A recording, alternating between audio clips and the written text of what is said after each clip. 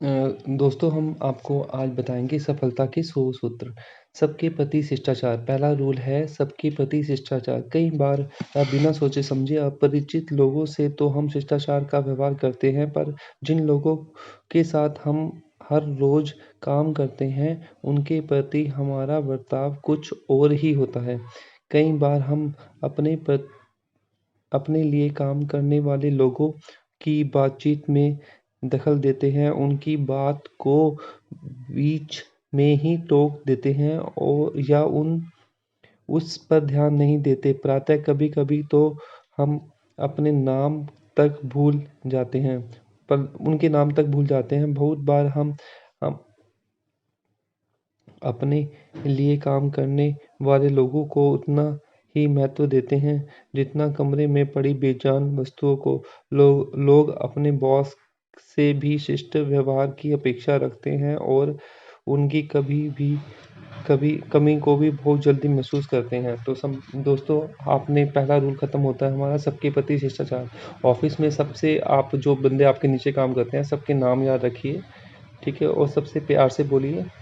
तो ऐसा नहीं है कि आप उनकी बात को काट दें बात करते-करते या बेजान चीज़ों की तरह उनको ट्रीट करें। तो ये आपके लिए टॉप पे, यदि आपने टॉप पोज़ीशन पे जाना है तो ये आपकी के लिए बहुत बड़ी प्रॉब्लम है। तो इसको आप इम्प्रूव कर लीजिए। सेकंड रूल आता है आलोचना करें पर सोच समझ कर। मतलब किसी की आलोचना करें और वह सोच समझ कर करें। तो इसको मैं एक्सप्लेन कर देता हूँ। अपने लोगों को की आलोचना करने का सही तरीका आना चाहिए। मतलब अपने लोगों की आलोचना करने का सही तरीका आना चाहिए।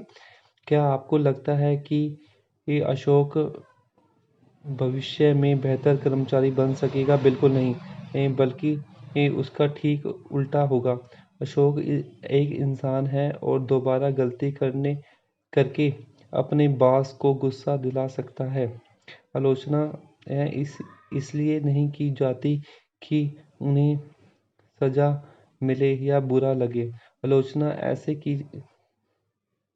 ऐसी हो कि लोगों को अपनी गलती समझ में आ जाए, जिससे वे अगली बार अच्छा काम करने का प्रयत्न करें। आलोचना के साथ थोड़ी बहुत प्रशंसा मिलाकर उसके तीखेपन को कम करना अच्छा रहता है। इससे पहले कि आप कुछ कहें, दूसरों को स्वयं अपनी आलोचना करने का मौका दें। अगर उसे अपनी भूल का एहसास है तो वह इसे अपना आपसे सुनने की बजाय खुद स्वीकार करना पसंद करेंगे। जब आप किसी की आलोचना करें तो उस पर अपने पद की उच्चता न जताएं। तो आप दोस्तों समझ गए होंगे, आलोचना करनी है तो पहले आप एम्प्लॉय को पास बुलाइए। तो यदि वो अपनी आलोचना खुद ही कर देता है तो आपको कुछ कहने की ज़रूरत नहीं है। तो यदि उसको एहसास है अपनी गलती का, तो उसका मतलब ये नहीं है कि आप उसको डिग्रेड करें। तो इस चीज़ का ध्यान रखिए, आलोचना करें पर सोच समझ कर करें, तो जिससे वो फ्यूचर में अपने आप को संभाल सके, मतलब अच्छा कर सके। चिल्लाए नहीं समझाएं। थर्ड रूल है चिल्लाए नहीं समझाएं। किसी पर चिल्लाने की क्या ज़रूरत है? उत्तेजना के क्षणों में किसी पर चिल्लाने की बजाय आप उससे आराम से बात भी तो कर सकते हैं। जैसे यह कहें, मुझे बहुत निराशा हुई, तुमने हमेशा इतना अच्छा काम किया। याद रखें, किसी को डांटने का उद्देश्य होता है कि उससे सुधारना और भविष्य में गलती को दोहराने में उसकी सहायता करना। अगर आप अशोक पर चिल्लाएंगे तो वह जानबूझकर अपनी गलती फिर दोहराएगा, भले ही वह ऐसा केवल बॉस को गुस्सा दिलाने के लिए करे। तो आपको दोस्तों ये थर्ड रूल भी आई थिंक क्लियर हो गया होगा। थर्ड रूल कह रहा है कि चिल्लाए नहीं समझाएं। मतलब किसी पे आप चिल्लाना नहीं चाहिए, आपको उसको समझाना चाहिए। तो ये मैं रूल थोड़ा दोबारा रिपीट कर देता हूँ। किसी पर चिल्लाने की ज़रूरत है कि क्या ज़रूरत है, मतलब किसी पे चिल्लाना नहीं चाहिए हमें। उत्तेजनों के क्षणों में किसी पर चिल्लाने की बजाय आप उससे आराम से बात भी तो कर सकते हैं। उसे यह कहें कि मुझे बहुत निराशा हुई, मुझे बहुत निराशा हुई कि तुमने हमेशा इतना अच्छा काम किया। यह रखें कि याद रखें, किसी को डांटने का उद्देश्य होता है उसे सुधारना और भविष्य में गलती न दोहराना, में उसकी सहायता करना। अगर आप अशोक पर चिल्लाएंगे तो वह जानबूझकर अगली गलती को दोहराएगा, भले ही ऐसा केवल बॉस को गुस्सा दिलाने के लिए करे। चौथा रूल है, वादा तो वादा है।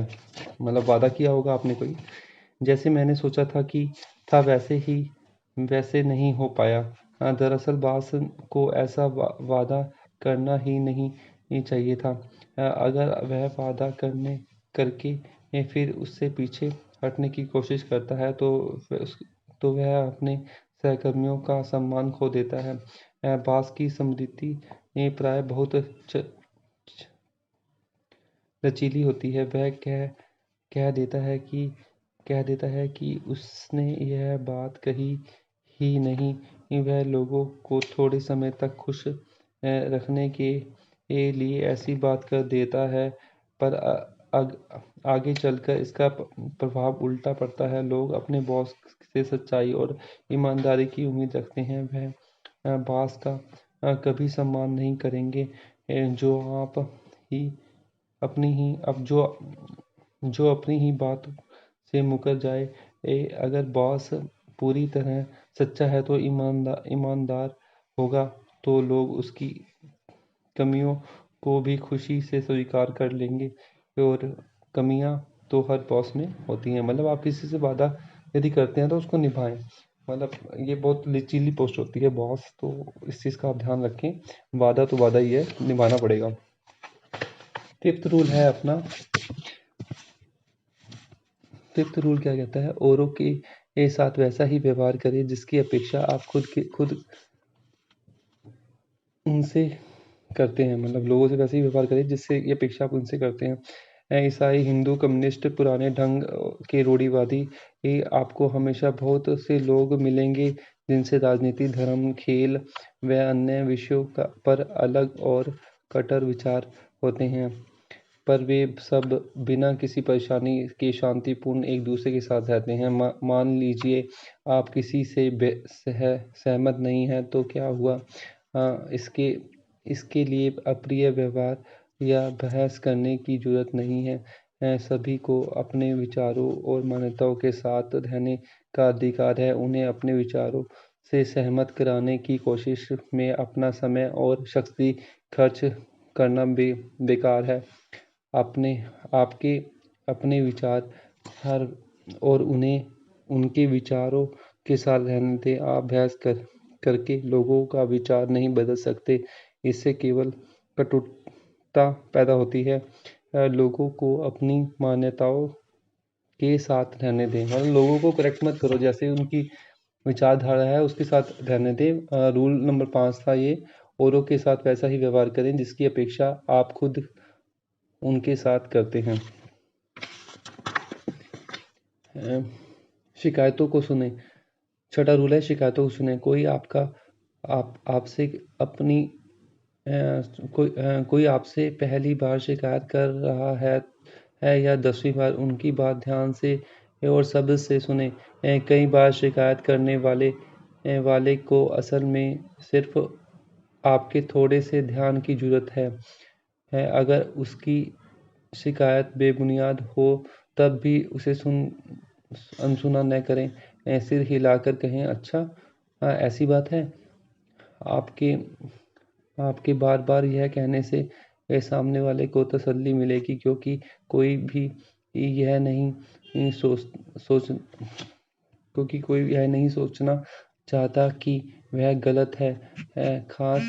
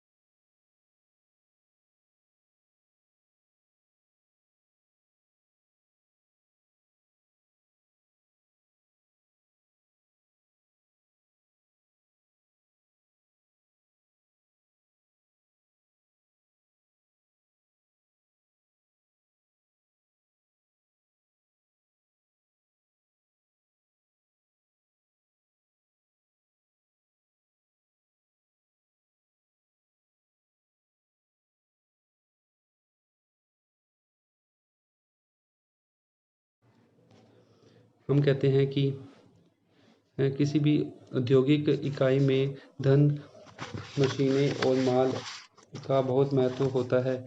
पर याद रखें, मैनेजर का उद्देश्य केवल उसके साथ काम कर रहे कर्मचारियों के माध्यम से ही पूरा होता है। इसलिए हम कहते हैं कि लोगों से उनकी आदतों और उनके ज्ञान और उनके स्वभाव के अनुसार व्यवहार करना मैनेजमेंट का एक महत्वपूर्ण दायित्व है। मतलब क्या है, मानव को, मतलब जो आपके यहाँ काम करते हैं उसको मशीन की तरह ट्रीटमेंट मत करें लोगों को, ठीक है। तो इसमें क्या है ना, उनको भी आदमी की तरह काम करें, मतलब नहीं तो वो क्या करते हैं, वो मशीन की तरह ही काम करने लग जाएंगे। वो मतलब एक डेफिनेट प्रोडक्शन निकाल के शांत हो जाएंगे, वो कुछ ज़्यादा करने की नहीं सोचेंगे।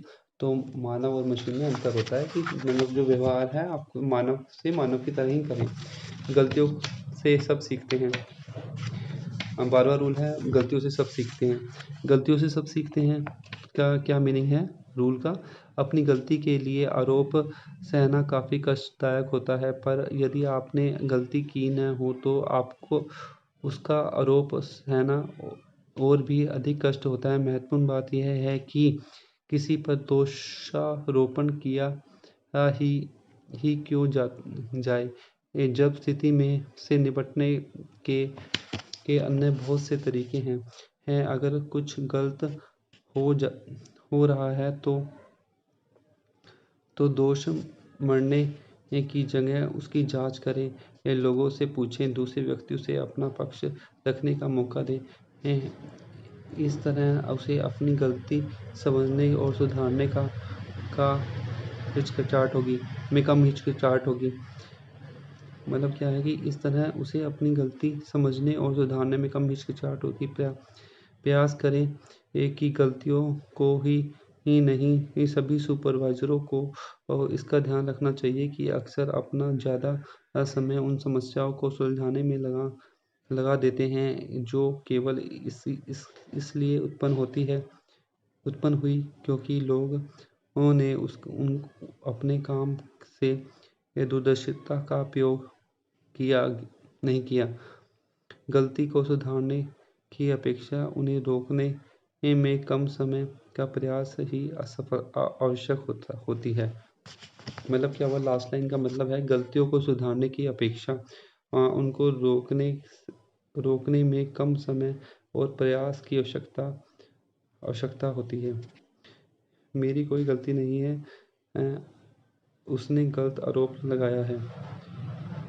मतलब कि क्या होता है कि कोई बंदा गलती कर देता है, आरोप किसी और पे लग जाता है, तो आपको समझना चाहिए गलती एक्चुअल किसकी है, ठीक है। ऐसा नहीं है कि आप किसी के ऊपर दोष मतलब मलने के दोष कहें कि भाई तेरी ही गलती है, बंदा ढूंढे गलती निकाल मतलब गलती उसके ऊपर डालने के लिए। एक्चुअल फाइंड आउट करें कि वो गलती कहाँ से जनरेट हो रही है।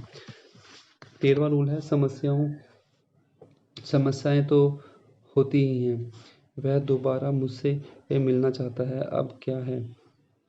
मतलब समस्याएं तो होती ही है, मतलब समस्याएं एक से दो भी हो सकती हैं किसी की।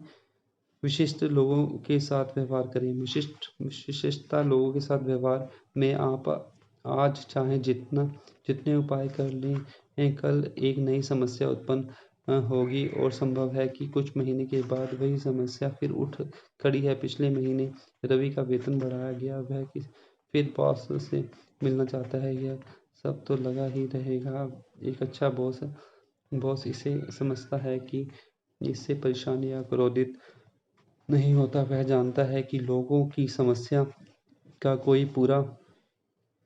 पूरा समाधान नहीं होता। मतलब पूरा लोगों की जो परेशानियां हैं, वो कभी अंत नहीं होती, ये कंटिन्यू लगी रहती हैं।